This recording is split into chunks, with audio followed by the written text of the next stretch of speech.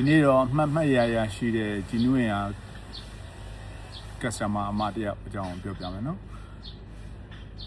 သူကလွန်ခဲ့တဲ့February လတော့ပေါ့နော်လွန်ခဲ့တဲ့2လကျော်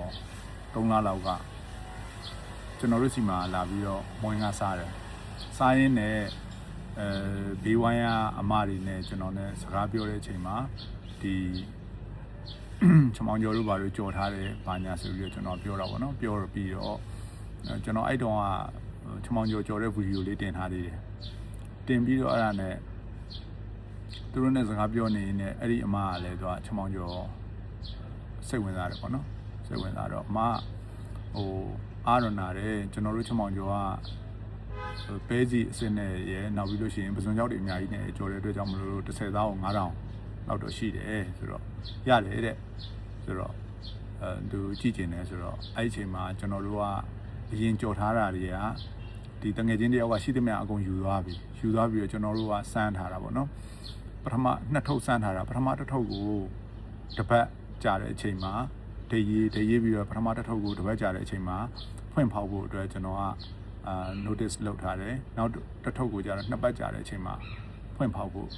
ပြီးစားဖို့အတွက်ကျွန်တော်လုပ်ထားတာပေါ့နော်နောက်ပြီးမှဒီတိုင်းပဲထားလိုက်တာအဲ့ဒါနဲ့အဲ့ဒီအမစိတ်ဝင်စားတယ်လို့ပြောတဲ့အခါကျတော့ကျွန်တော်ကအဲ့ဒီတစ်ပတ်ကြာတဲ့အထုပ်ကိုယူလာပြီးတော့သူ့ကိုလည်းဒိတ်ပြပြီးတော့ကဲအမကြီးဒီမှာတော့အမမျက်စိရှိမှပဲမြင်တဲ့အတိုင်းပဲကျွန်တော်ကကြီးနဲ့ညှက်ဖောက်ပြီးတော့အတူတူမြည်ကြမယ်ဆိုပြီးတော့အဲ့ဒါနဲ့မြည်ကြတာပေါ့နော်မြည်ပြီးတော့စားကြတာစားကြရန်ကောင်းနေသေးတာဘာမှမဖြစ်ဘူးဘာမှမပြောင်းလဲဒီအမေအဲ့ဒီ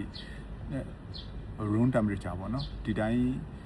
အပြင်မှာထားတာကိုဘာမှမဖြစ်တဲ့ခါကျတော့ကျွန်တော်ကဲအမကြီးဒီဟာပဲကျွန်တော်တို့ကြော်တဲ့ဟာလည်းဒီပုံစံပဲဆိုပြီးတော့အဲ့ဒါနဲ့ပြောပြတော့အဲ့ဒါဆိုလို့ရှိရင်နဲ့သူကအခုလောလောဆယ်တော့သူတို့ကမန်းလေးရပါပေါ့နော်အခုလောလောဆယ်တော့မမှားသေးဘူး April ကြောက်လို့ရှိရင်သမီးလေးကဂျပန်ကနေပြန်လာမယ်ပြီးရင်မေကြောက်လို့ရှိရင်ပြန်သွားမယ်တဲ့အဲ့ကြလို့ရှိရင်မှာမယ်နော်တဲ့ဆိုပြီးတော့ပြောတော့ကျွန်တော်ကဒီလိုပဲစကားဖြစ်ပြောသွားတာပေါ့နော်အဲ့လိုပဲထင်လိုက်တာလွန်ခဲ့တဲ့4ရက်လောက်ကမှစနေနေ့ကမှနေကင်းဘက်ကြီးလှမ်းပြီးတော့ဖုန်းဆက်တာဂျီနူးရင်ရလားပေါ့နော်ချမောင်ကျော်မှားခြင်းလို့ပါဆိုတော့ဟာအဲ့ဒါဆိုလို့ရှိရင်တော့ကျွန်တော်နဲ့တေးဆန်းစကားပြောတာဒီအမပဲရှိတော့အမမန်လေးရမှာလားဆိုတော့ဟုတ်တယ်တဲ့ဆိုတော့အဲ့ဒါနဲ့သူကချမောင်ကျော်10တော့ပေါ့နော်30သား10တော့ပြီးရင်ပစွန်ကြောင့်ပြရရော9တော့ပြီးရင်ဘာလချောင်းကျော်ပေါ့နော်ဘာလချောင်းကျော်ဆိုတာဒီဘက်အညာဘက်ဘာလချောင်းကျော်ပေါ့ကျွန်တော်တို့မကြီးသီးလေးနဲ့ကြော်တဲ့ဟာမျိုးအဲ့ဒါမျိုးလေးကိုသူက9တော့ဆိုတော့စုစုပေါင်း9000ဝယ်ဖို့ဆိုတော့ကျွန်တော်ကလည်းတခါတည်းပြောရတာပေါ့နော်အမကြီးKBနဲ့လွှဲ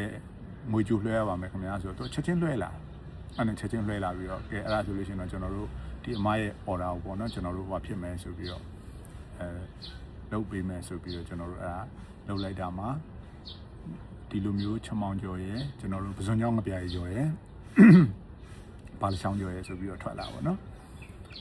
ချမောင်ကျော်က30သားကို9000ပစွန်ချောင်းငပြားကျော်က30သားကို6000ဘာလချောင်းကျော်က30သားကို3000ပါတကယ်လို့မိတ်ဆွေတို့အနေနဲ့ order မှားခြင်းနဲ့ဆိုလို့ရှိရင်တော့4-5ရက်လောက်ကြိုပြီးတော့မှာပေးပါဘာဖြစ်လို့လဲဆိုတော့ကျွန်တော်တို့ကနေတိုင်းလဲမွန်ဟင်ကလည်းချက်နေရတာပေါ့နော်မွန်ဟင်ကလည်းချက်နေရနောက်ချမောင်ကလည်းအဲ့လိုမျိုးကြိုရတာခီးရမ်းများတယ်လေချမောင်က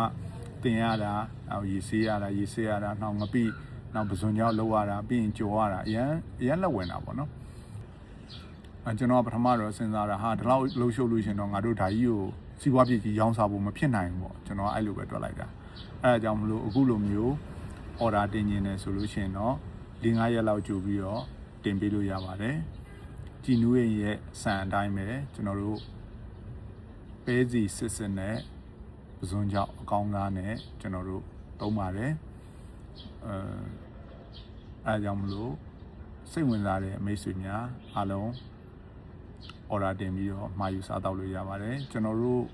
မနက်ဖြန်တပတ်ခါလောက်ကြာလို့ရှိရင်လည်းကုန်သွားပြီအခုကတော့ကုန်သွားပြီပေါ့နော်ပို့ပြီးတော့ကြော်လိုက်တယ်ဒါပေမဲ့ပို့ကြော်သွားတဲ့ဟာကိုလည်းမနေ့ကပဲလာစားတဲ့ customer တွေကအကုန်လုံးဝယ်သွားလိုက်တော့ကုန်သွားပြီဆိုတော့ကျွန်တော်တို့ကနောက်ထပ်ပြီးတော့ထပ်ကြော်ပါအောင်မယ်ကြော်လို့စိတ်ဝင်စားတယ်ဆိုလို့ရှိရင်တော့ ကြည်နူးအိမ်မှာလာပြီးတော့မွေးငါစားရင်းနဲ့အားပေးလို့ရပါတယ်ဆိုတဲ့အကြောင်းကိုသတင်းကောင်းပါပါတယ်အားလုံးကျေးဇူးတင်ပါခင်ဗျာ